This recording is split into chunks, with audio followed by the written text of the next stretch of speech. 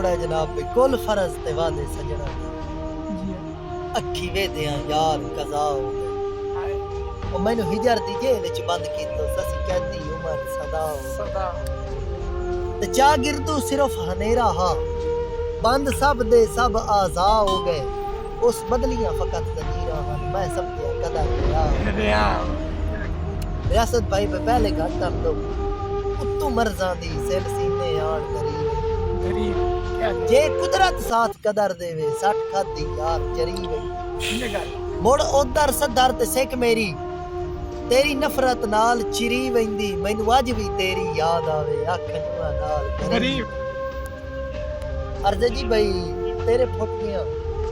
कदर नूं इंज लगदा है किसे दुख नूं बन्नना ही कोई नहीं कोई नहीं ओ करो कोशिश सही पर उस बंदे हाथ जोड़िया मन्नना ही कोई नहीं कोई नहीं और मेरी सिख सदरां ते उधरां नूं दुखा दर्दा बनना ही कोई नहीं मेरा सज्जन जे मोढियां नाल होवे मैं जग नूं कलना ही कोई कोई नहीं क्या गल बहुत शुक्रिया जनाब भाई मेरी जिंदगी दा मजमून सजा हाँ, इंज बेमजमूना कीते क्या कहने ओ मेरे सुख दियां यार दीवारां ते पिया दुख दा चूना ना कीते क्या कीते ते मेरी जिंदगी मौत बराबर है ये काई पेश नमूना कीते बेकदर कदर दा कदर नहीं करना चाहे अंदरूना ना कीते कीते क्या अर्ज़ जी के लब तिशन अफसुरदा चेहरे दे कमजोर थे ख्यालात रही जेद मुअम्मर अल खस्ता फिरदौस पछे सवालात मस्तक ममनू मलबूस पोशाकी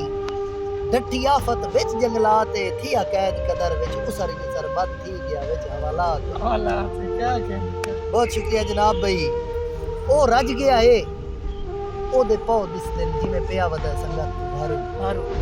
नफरत दी कांग दी आ गई छी उस कमले हां मन तारू मनता क्या ते मैनू बुढ़दियां वेख के पत्तन ते हसदा है मेरे दिल मजबूर दा दारू दारू ओदू रैयत भी कदर न मोड़ूए सरदार